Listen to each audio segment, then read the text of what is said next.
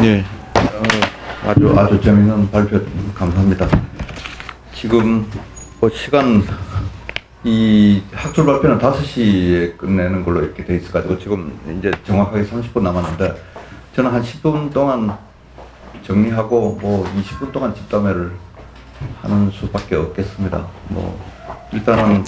여러 선생님들이 꼼꼼하게 다 발표를 해주셔서 나중에 아마 집담회 때 얘기 나눌 게 별로 없지 않을까 싶은데 저는 40분에 끝내겠습니다. 그리고 저만 PPT를 준비 못 해가지고 이 프린트로 했는데 프린트를 보시면 되겠습니다. 근데 뭐 시간을 좀 달라 그랬더니 여기 그 고현상 교수님께서 안 기다려주고 바로 책자를 내가지고 그래서 막 저 글을 못 싣게 됐는데 저도 기분이 좀 안 좋습니다. 여기 저는 여기 4월달에 갔다 왔습니다. 갔다 오고 사실 자료들 좀 많이 보아왔고 그 다음에 또 여러 생각을 했는데 일단 이 1쪽에 보시면은 지금 이 일반화된 용어가 아니라 가지고 지금 이거를 어떻게 번역할까 고민을 했는데 거기 CTC라고 세 번째 줄에 코르시카 지역기구 그래서 코르시카 지방자치단체라고 하면은 그 너무 이제 좀 평범한 어떤 표현이 될 것 같아서 그냥 인터넷 찾아봐도 한국에서 이렇게 완전히 낯선 개념이라서 그렇든지 이걸 지금 옮긴 개념은 안 나오던데 이 코르시카 지역기구가 국가와 맺고 있는 어떤 관계에 따라서 지금 어느 정책 같은 게 결정이 돼가지고 그 다른 지역하고는 좀 다른 어떤 양상을 보여주지 않을까. 그리고 이미 이제 제가 마지막 발표이기 때문에 좀 정리를 하자면은 유럽 경제어라는 이름 하에 지금 4개 언어를 모았는데 그 각 언어의 어떤 그 위상이나 아니면은 또 다른 그 국가와 맺고 있는 관계가 사실은 복잡하다합니다. 무슨 얘기인가 하면은 전통적으로 이제 코르시카라든지 바스크 쪽은 그 독립을 위해 가지고 상당히 많이 이제 테러도 일으키고 막 어쨌든 뭐 그런 표현이 가능하다면 말썽을 많이 부린 지역인데 비해 가지고 조금 전에 임동욱 선생님 발표한 그 내용은 사실 중앙하고 이제 지방에 있던 문제 그리고 중앙에 대한 어떤 섭섭함 같은 거를 대단히 언어나 어떤 문화를 통해서 그 섭섭함을 드러내는 어떤 이런 방식이라면은 코르시카 같은 경우는 그 프린트에도 잠깐 나왔지만은 이건 전통적으로 좀 이태리하고 상당히 가깝다가 어떤 의미에서는 이제 이 프랑스 쪽으로 넘어오는 그런 차원에서 이제 언어도 대단히 이제 많은 영향을 받는 그리고 언어의 어떤 그 언어의 한 구현으로서 문학 같은 경우도 대단히 이제 복잡한 양상을 보여주는 그러니까 여기 프린트에 썼지만은 이 코르시카 문학의 기원이 도대체 언젠가 이미 한 500년 전으로 이렇게 이 잡는 이 학자들이 있는 반면에 본격적으로 이제 코르시카 문학을 얘기할 때는 이태리하고 분리가 이제 본격적으로 시작된 19세기 이후로 규정하는 게 옳지 않는가. 그 중에서 또 정말 코르시카 문학다운 문학이 나오는 거는 이제 여기 그 뒤에 이제 프린트에 나오지만은 저기 두 번째 페이지에 보면은 그 코르시카 지역기구의 언어 정책 해가지고 그 첫 번째 줄에 보면 리아키스투라고 하는 그러니까 불어로 레키페라시옹 하면은 수복, 회복, 뭐 수거 뭐 이런 어떤 개념인데 다시 말해서 이제 자기들의 정체성을 이제 본격적으로 이제 회복하기 시작한 그 운동하고 이렇게 또 맞물려서 지금 언어가 설명되는 여기가 지금 나오는데 지금 이제 그 첫 번째 프린트로 다시 돌아가면은 코르시카 늘 지배당했던 언어라는 그 제목 밑에 보면은 이쪽에서 제일 주목할 만한 현상은 이게 언어 병용입니다. 거기 전문 용어로 디글로시라고 하는 표현이 나오는데 지금 여기 이게 언어라고 하는 것은 불어하고 이제 코르시카의 병용인데 정말 이 패러독스라고 이제 그쪽에서 표현하고, 그 다음에 이쪽에서는 또 딜레마라면 딜레마인 게, 공적 영역. 오랫동안 이제 코르시카 언어를 써도 된다라고 인정받았던 영역은 교육하고 매스미디어 쪽인데, 그거를 이제 점점 더 확대시키면서 공공 분야에 코르시카어를 많이 사용하게, 그러니까 실적으로 더 이렇게 뛰어나게 만들려고 하는데, 역설적으로 사적인 영역에서 코르시카 사용은 점점 더 줄어드는. 그러니까 이제 이건 정말 딜레마인데, 이게 언어 병용이 낳는 그런 현상이 있고, 그 얘기는 지금 이제 1쪽에 밑에서 한 10줄 정도 위로 올라가시면 나옵니다. 그 다음에 아까 김연아 선생님도 이제 잠깐 얘기하셨지만은, 국가하고 이제 지방자치단체가 맺고 있는 이 관계가 사실은 복잡한데, 무슨 얘기인가 하면, 아까 CTC라고 이 코르시카 지역기구가 코르시카어를 진흥시키거나 아니면 또 발전시키거나 경우에 따라서는 또 홍보할 이런 역할을 이제 전담하고 있는데, 국가는 이제 이 코르시카어 사용을 의무화 안 할 뿐더러 사실 이걸 문화유산으로 이렇게 규정을 해버립니다. 그러면 우리가 오랫동안 이제 이 익숙해진 개념이 사실 문화유산으로 규정된다는 얘기는, 그걸 패티시화하거나 아니면 이걸 민속이라는 이름으로 평가절하하거나, 경우에 따라서는 또 하나의 어떤 뭐라고 할까, 이 생존과 관련된 어떤 필수 요소로서 인정하는 게 아니고, 경우에 따라서는 또 이 중앙을 서포트하는, 아니면 중앙의 어떤 하위 개념으로서, 아니면 또 중앙의 어떤 뭐라고 할까, 중앙 입장에서 보면 완전히 이제 변두리 개념으로서 이제 이 언어를 간주한다는 얘기인데, 그건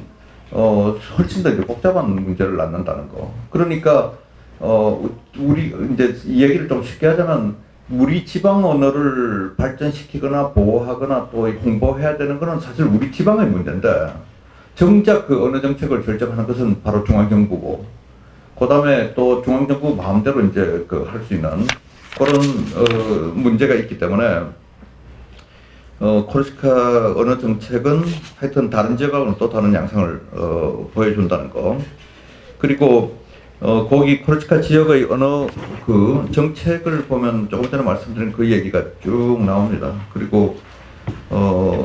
거기 한 10줄 정도 내려오면은 인구가 31만 명인 어쩌고저쩌고, 거기서 한 3줄 정도 내려오면은 이제 2000년 3월에 그 헌법위원회가 이제 국가적인 차원에서 코르시카어 교육 기회 제공을 또 담아낸 법안을 지금 채택하고, 또 이런 문맥에서라고 시작되는 거기 그 기조를 보면은 두 번째 줄에 언어 정책을 사회 영역까지 확대시키기를 이제 제안하는 뭐 이런 얘기가 나오는데, 지금 어쨌거나 거기 정중앙에서 한 두세 줄 이렇게 내려오면은 1, 2, 3 나오는데, 거기 보면 어쨌거나 2007년에서 2013년까지 지금 이 코르시카 지역에서 도모하는 이 전략은, 첫 번째 젊은 세대에게 코르시카를 전수하고, 두 번째는 코르시카 내에서 이제 언어의 위상과 기능을 정립하고, 세 번째는 또 이걸 서포트하는 이런 수단과 조직을 이제 갖추는 그런 것들이 지금 목표입니다. 그에 따라 가지고 한 6년 전부터는 도지사가 이제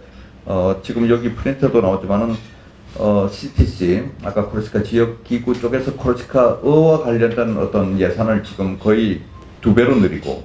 그 다음에 지금 또 코르시카, 그러니까 이 도의 어떤 하부 기구, 거기 코르시카어 담당국 직원을 거의 3배를 이렇게 확대시키는 식으로 해가지고, 지금 연차적으로 그 지역에서는 노력을 기울이고 있지만은, 아까 김연아 선생님 얘기한 거하고 연결 짓자면은, 이쪽에 밑에서 한 10줄 올라가면은, 코르시카는 또 모든 공공 분야에서 언어 사용 의무화는 법률 같은 걸 통과시켜야 되는데, 이 법률 통과가 지금 안 되고 있는 입장이고, 그 다음에 이제 고등교육 그 언어 자격증이라고 CLES라고 저 밑에서 한 7, 8줄 올라가면 나오는데 거기에 지금 코르시카어 전공을 또 인정을 안 합니다. 그래서 이런 어떤 그 국가와 지금 CTC 사이에 맺고 있는 관계가 대단히 애매해가지고 이거를 어떻게 지금 해결해야 되는가? 아까도 말씀드린 것처럼 CTC는 자기들이 이제 이런 코르시카어를 홍보하고 진흥하고 또 경우에 따라서 또 발전시키고 또 보호해야 될 이런 의무를 지니고 있으면서 교육 계약 체결 같은 걸 본격적으로 원함에도 불구하고 국가가 거기에 뭐그 능동적으로 응하지 않는 그런 그 입장이라는 거. 지금 저 40분까지 한다 했는데 시간 다 됐는데 그 3쪽, 4쪽에 보면은 조금 전에 말씀드린 것처럼 이제 그 예를 들어서 언어의 한 그 구체화 형태로서 문학 같은 거 이런 거 보면은 지금 막 기원이 왔다 갔다 하고 그다음에 거기서 이야기하려고 하는 건 3쪽의 밑에서 네 번째 줄 보면 어쨌든 코르시카어로 쓰인 문학의 그 진정한 기원은 이제 19세기 후반으로 꼽고 그다음에 그 4쪽의 위에서 한 6줄 정도 내려오면은 아까도 말씀드린 것처럼 1970년대 이후 코르시카 진정한 부흥이 이루어지는 단계라고 이야기를 하는데 지금 이제 결론적으로 이야기하자면 거기 4쪽 밑에서 네 줄 그러니까 본문 밑에서 네 줄 보면 코르시카어로 쓰인 문학 작품이 옛날에 비해서 상대적으로 굉장히 이제 많아졌고 번역서도 많아졌고 이렇다 하더라도 정작 코르시카 이쪽에서는 어떤 얘기가 나오는가 하면은 이 아직 성숙된 그 학과는 너무나 이제 거리가 멀고 그리고 또 교육 역시 옛날보다 훨씬 더 풍요로워졌지만은 이 심지어는 문학 작품을 접하는 독자 수도 아직 한정돼 있고 그다음에 또 특히 이제 문학 비평 이런 거로 가면은 코르시카 쪽에서는 뭐 거의 비평 같은 게 이렇게 전무할 정도로 이렇게 이 강론 쪽으로 들어가자면 아직 뭐 거의 유학에 불과할 정도로 이쪽 지방의 언어로서 표출되는 이런 것들은 아직 걸음마 단계가 아닌가 뭐 이렇게 말씀을 드릴 수 있는데 그냥 이 너무 이제 학술 발표가 딱딱할 것 같아서 저 일부러 장난으로 한 4쪽 5쪽에 코르시카어로 소통하게 해가지고 예를 들어서 그러면 불어하고 지금 이 코르시카 한번 비교해 보시라 해가지고 예를 들어서 봉수아 하면 보나세라 뭐 이렇게 돼 있는 여기 재미있게도 또 이태리 쪽에서 문학 박사학위를 받고 들어온 또 박문정 선생이 여기 왔으니까 이 지금 보나세라나 본능리 할 때 보나 노트 이거 전부 이태리어 아닌가요? 그러면 예를 들어서 오후바의 그 아베기치 이것도 이태리어인가요? 거의 비슷해요. 그러니까 지금 이 형태 보면은 다 사실 저 4월달에 갔을 때도 보면 거의 저 주말 같은 데는 이태리어가 훨씬 많이 들리고 그다음에 니스 쪽도 그랬지만 하여튼 지금 프랑스 땅으로 편제되어 있지만은 훨씬 더 이태리 영향 그리고 특히 제노바 영향 많이 받다가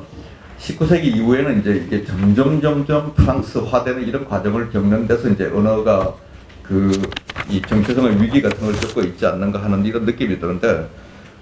맨 마지막 페이지는 그냥 혹시 여기 여행할 기회 있으면 써먹으시라고 여기 제일 많이 쓰는 단어들 이렇게 한 10개 정리해가지고 왔으니까 그건 나중에 읽어보시죠. 그리고 저 발표는 이미 이거 끝내고 이 프린트로 해서 재미없다면 사실 이 앞에 저 자료들은 전부 제가 가져온 겁니다. 그래서 5시부터 이 재밌는 영상 한